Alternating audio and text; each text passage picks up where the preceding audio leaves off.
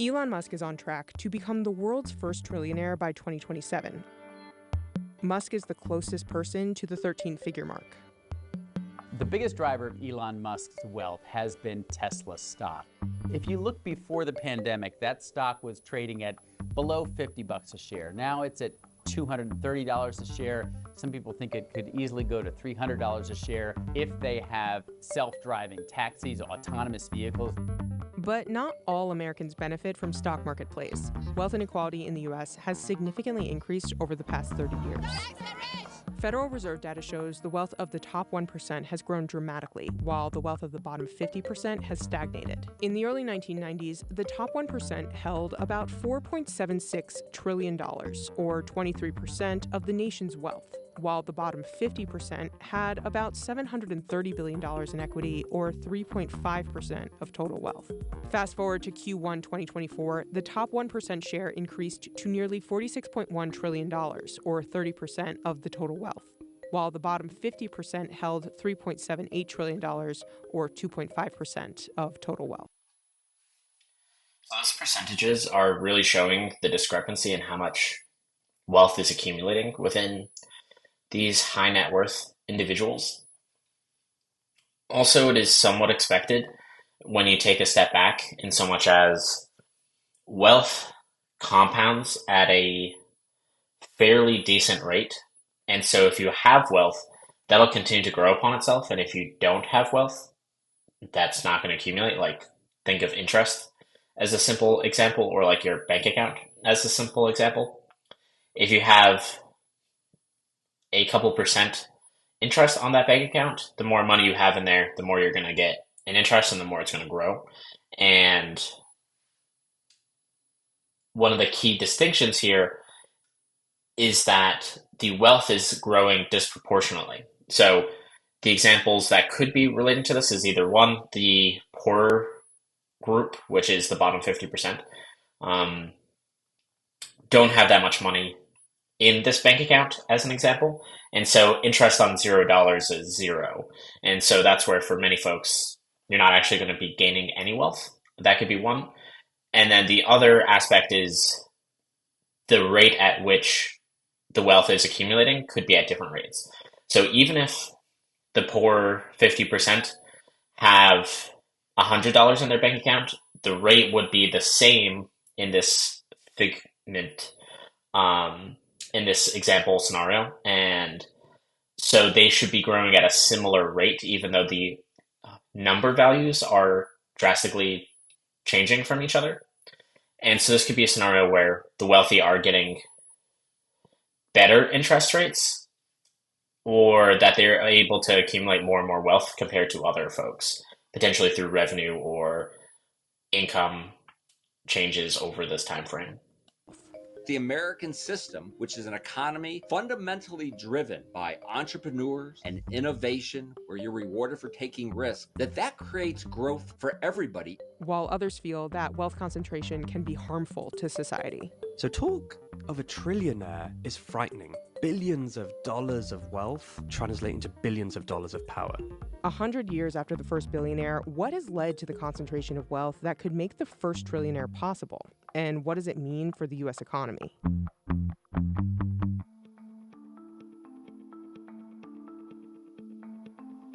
Elon Musk was named the richest man in the world in January 2021. He started 2020 worth about $28.5 billion and ended it being worth around $167 billion. As of September 2024, his net worth is valued at roughly $265 billion, according to the Bloomberg Billionaires Index. One of the reasons that Elon Musk has grown so wealthy is not only because Tesla stock has gone up so rapidly, but also because the number of shares that he owns is growing rapidly. Over that 5-year period from 2019 to 2024, that stock went up 1,300%. If that stock continues to go up 100% a year along with his wealth, he will get to trillionaire status by 2027. Tesla's stock rise during the pandemic. 100% a year, it sounds outrageous. Obviously, Tesla has done very good over the last so many years, but 100% year over year in the long span is basically unheard of. This is where, to compare it to like the stock market, the S&P 500 generally increases and returns about 10% a year. And the vast majority of portfolio managers or investors are unable to beat 10% a year in over the course of like a decade. And so what they're highlighting of being able to get 100% returns year over year for a good stretch of time is basically unheard of. While I do think there has been a lot of hype around Tesla and Elon Musk, that's definitely not a sustainable growth rate, though it is an intriguing thought to have. The pandemic wasn't necessarily tied to production or revenue growth alone. The stock of Tesla is now up 677% for the year. And that move has changed everything. Yet it only plans to make up 500,000 cars this year. But this new generation of stock pickers, they believe that Elon Musk is a genius, and they want to stick with him as he takes over the world. People invest for all kinds of reasons. Some invest for very short-term reasons. Other people invest because they think this stock is going to be a good one and it's going to generate profits for years and years and years. Musk is in a unique position because of how he's compensated at Tesla. Elon certainly had a lot of other shareholders, and his stake in the company was fairly low when they started out, but he has had these massive pay packages, the most recent of which was over $50 billion. That's $50 billion in pay, not just what he owns in the company and the value of that stock. And so in addition to growing rich from his existing stock, he has grown rich every year from options that are part of these massive pay packages. We have never seen pay packages like this in corporate America, where somebody is given, if they meet certain benchmarks, a $50 billion payday. And so that has actually grown his share of the company over time to 13%. Some say based on current options, he could get to 20%. So one of the things that helps him reach trillionaire status is that Tesla stock grows, but also his ownership of the company grows because of these massive and unprecedented options. Neither Tesla nor SpaceX representatives responded to CNBC's request for comment. That was an interesting aspect that they just highlighted. So maybe in their 100% a year scenario, what they were also highlighting was that compound growth there, the increased value in Tesla's stock, and also Elon Musk's ownership of Tesla. So therefore, he has a larger and larger percentage of a larger and larger pie. And that could allow for him to potentially outpace like the standard market. But 100% is still high, but that certainly explains some of their optimism in that number they stated earlier.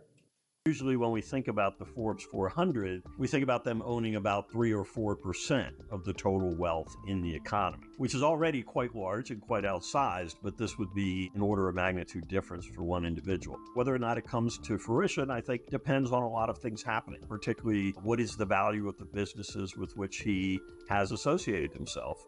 Musk made his wealth through equity in the major companies he's led, such as PayPal, Tesla, and SpaceX. This is a pretty typical wealth story for the 1%. If you look at the list of the richest Americans, whether we're talking about Elon Musk or Jeff Bezos, the reason people get super rich is they start a company and they grow that company. And the reason that company keeps growing and growing is producing something valuable that people want.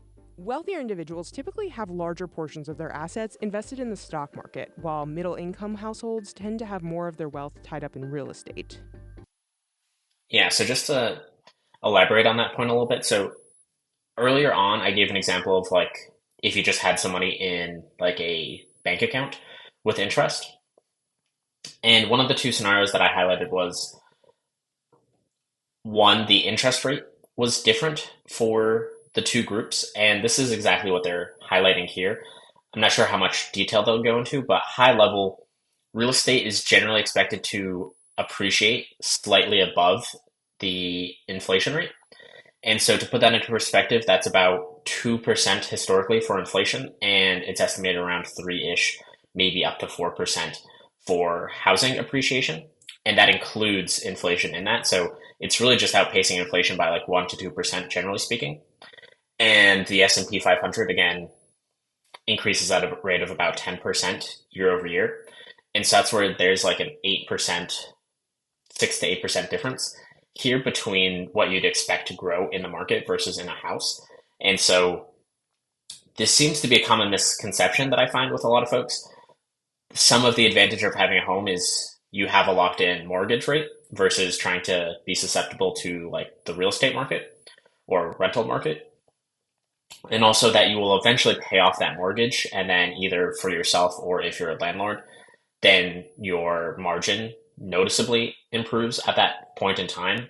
But again, for standard wealth increase, S&P 500 has historically outperformed basically everything else over time. And so this could be one of the big ways that they're highlighting that rich folks have a lot more stock, and then therefore that portion of their wealth is growing faster than the wealth of the rest of the bottom 50% in America. The wealthiest 1% of Americans own nearly 50% of all U.S. stocks, while the bottom 50% of Americans hold about 1% of all stocks as of mid-2024.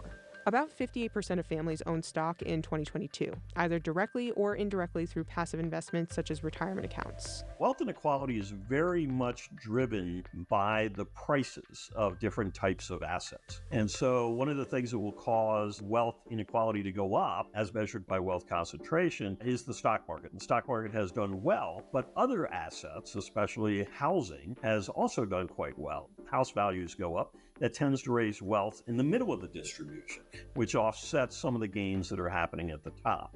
Most Americans' wealth is in home ownership, with more than 66% of families owning their own home in 2022.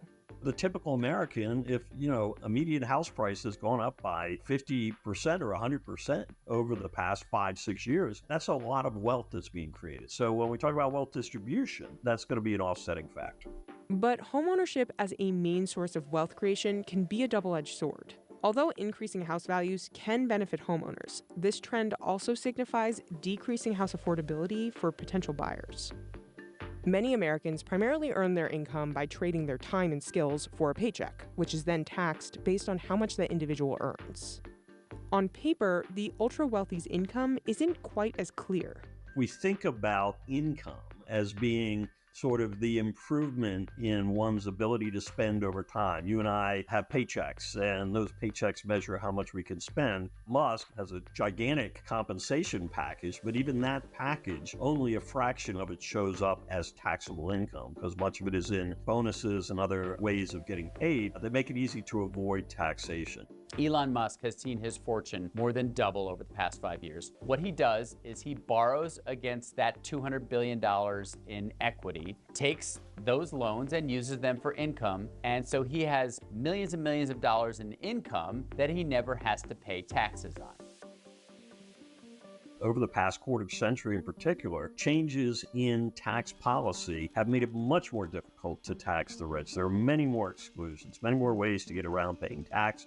Those same changes are what lead to a buildup in unrealized capital gains. Capital gains are the profits someone makes once they sell an asset, such as stocks or real estate. We should think about taxing unrealized gains and other policies like that. Many people, like Musk, are probably going to die with very substantial unrealized capital gains. And the question is, do we allow those unrealized capital gains to pass untaxed to the next generation, or do we impose something like a tax on gains at death? So just to elaborate a little bit more on what they're highlighting here. So they explained it a bit, but I just wanted to make sure folks were following. So capital gains and unrealized gains are similar in so much as the capital gains that you get are the realized gains that you have from an investment. And so unrealized gains are the increases that you haven't realized. And realized in this case means purchased or sold. And so basically it's the transaction that completes that loop. And so when you buy a stock, for instance, you buy it at $100 and then it goes up to $200. When you sell the stock at $200, that is capital gains of $100. So that's $100 that you have gained from the time that you purchased it to the time that you sold it. And the distinction here is that unrealized gains are if you bought that stock at $100 and it is now $200, but you didn't sell it yet. You still own the stock itself. And so this is where a lot of the ultra wealthy that we think of, like Elon Musk, Jeff Bezos, all those folks, a vast portion of their wealth is actually in stocks. And so while Elon Musk here, they're highlighting how he has so many billions of dollars, he doesn't have all those billions like in a bank account that he just uses to spend his money on. A good portion of that is just in stock that you can't touch without finalizing that sale. And this exists also for real estate market. And so if you buy a home and it costs $500,000 and then you go to sell it at $600,000, you have the same phenomenon occur here, which is you've gained $100,000 in value in that asset. And then if you sell it, then you realize the appreciation of that house. But if you don't sell it, then you don't actually get any value out of it. And so this makes it very complicated, especially for how a huge portion of wealth in America is based off of businesses and owning stock in businesses or in other assets like homes or real estate, because their value is changing over time.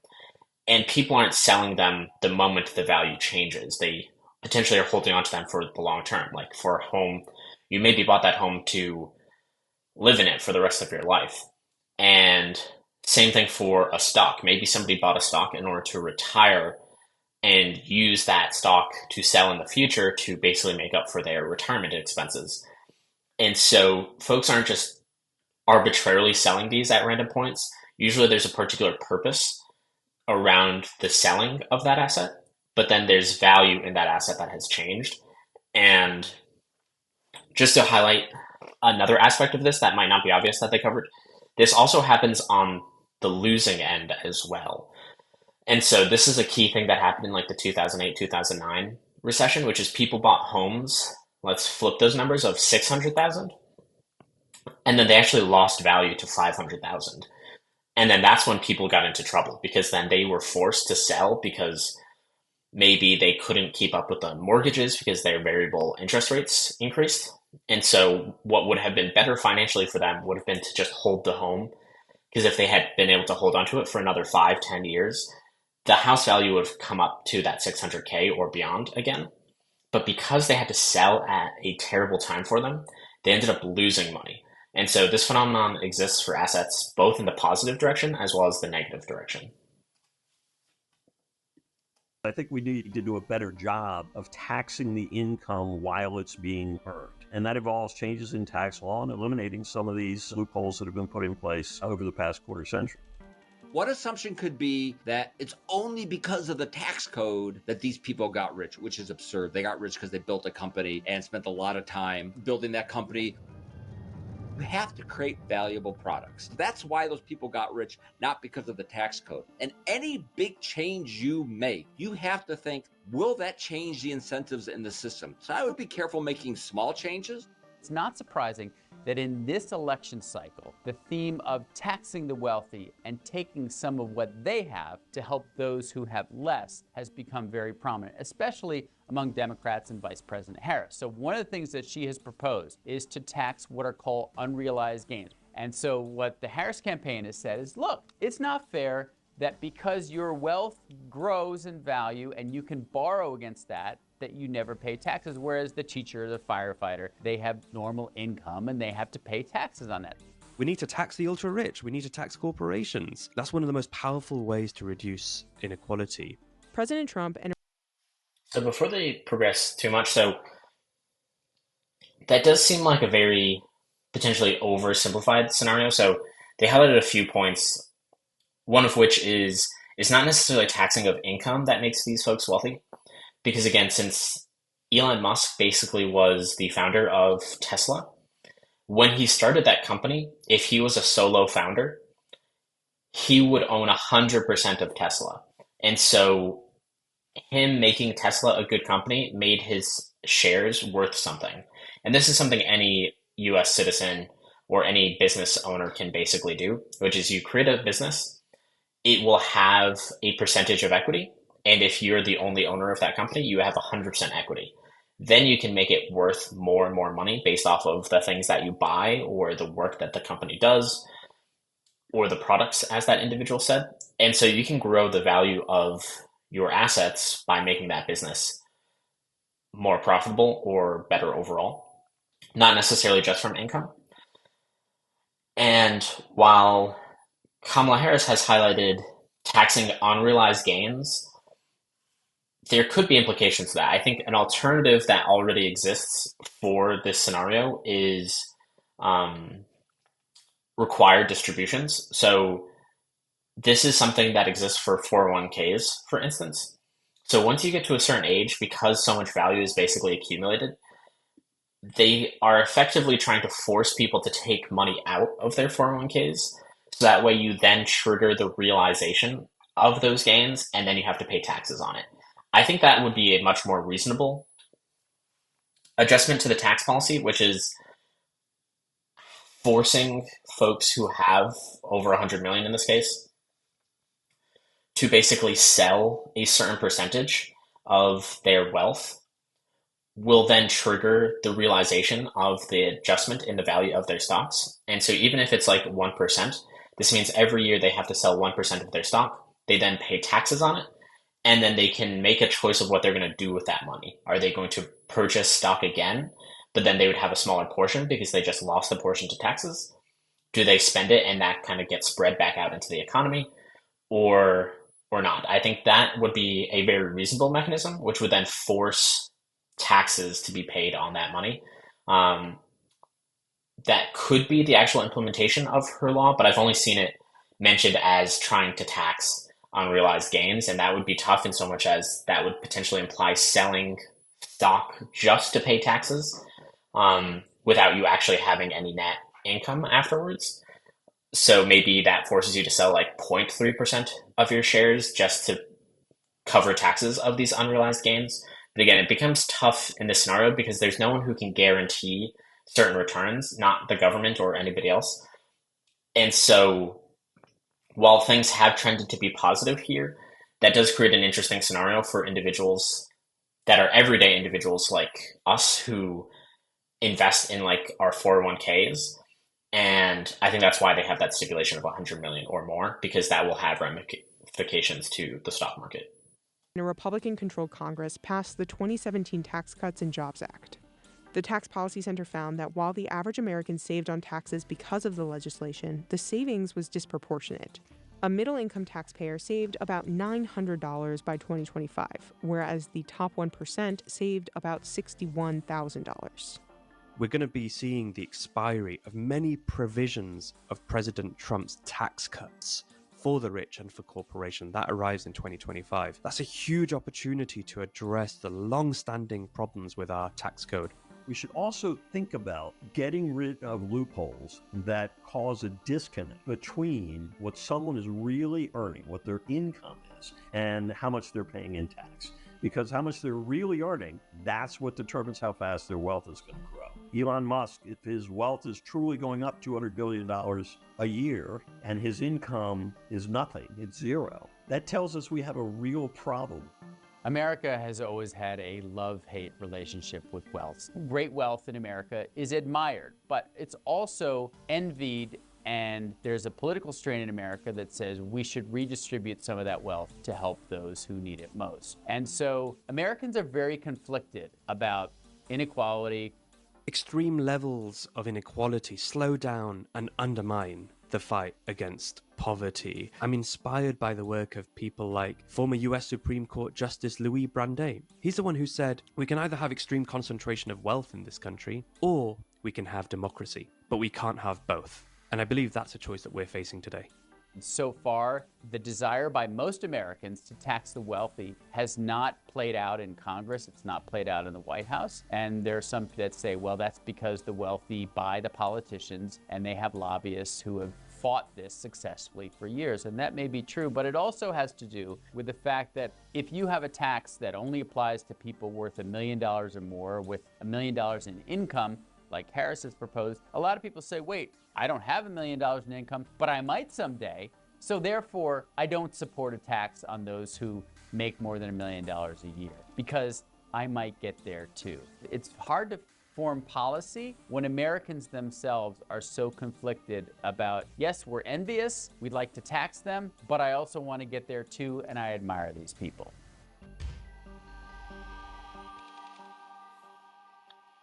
Well, thank you for watching. If you liked what you saw, please hit like or subscribe. I will see you around.